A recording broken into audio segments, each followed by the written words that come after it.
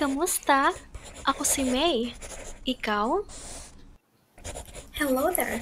This video will provide you with the common words used in the Philippines to help you learn how to speak Tagalog or Filipino. Without further ado, let's get started!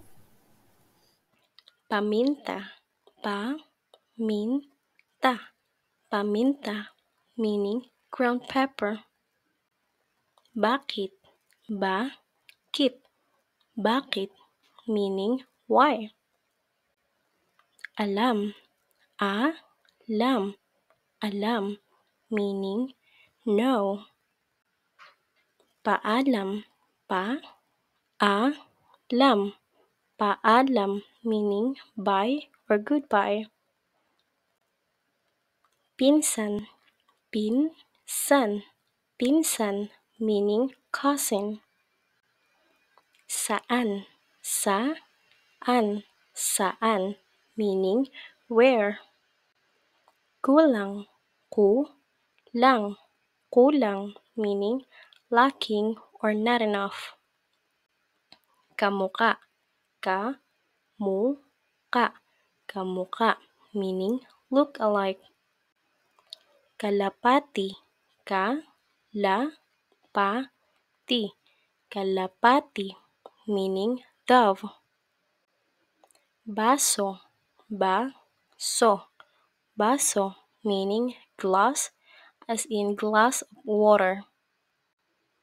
Tasa. Ta-sa. Tasa, meaning cup. Payong. Pa-yung. Payong, meaning umbrella. Barko. Barko. Barko, meaning ship. Bangka. Bangka. Bangka, meaning boat. Mahalin. Ma-ha-lin. Mahalin, meaning to love. Balbas. Balbas. Balbas, meaning beard. Bigote. Bigote. Bigote, meaning mustache. Uban.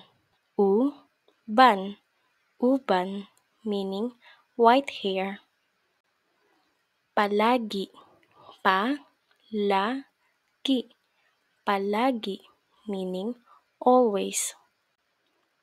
Sana. Sana.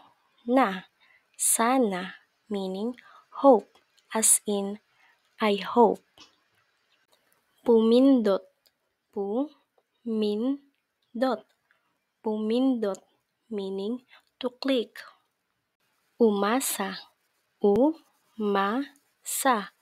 Umasa, meaning to hope. This one conveys a high degree of intensity in various contexts. Either it's negative or positive.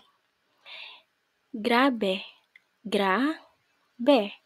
Grabe, meaning intense or extreme. For example, grabe ang traffic, meaning the traffic is so intense. Another one, grabe ang saya. Grabe ang saya, meaning the joy is extreme. Halo. Halo. Halo, meaning mix. Tigyawat. Tigyawat. Tigyawat, meaning pimple.